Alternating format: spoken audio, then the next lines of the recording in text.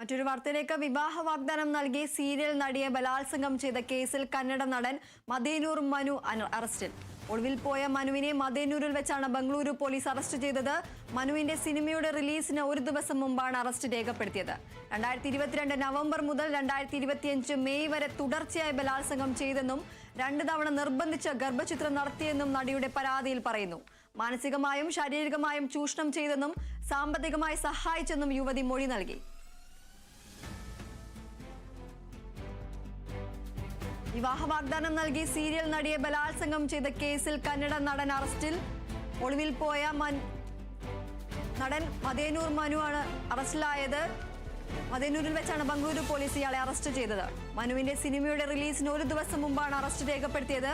2022 മുതൽ 2025 വരെ തുടർച്ചയായി ബലാത്സംഗം ചെയ്തെന്നും 2 തവണ നിർബന്ധിച്ച് ഗർഭചിത്രം നടത്തിയെന്നും നടിയുടെ പരാതിയിൽ പറയുന്നു.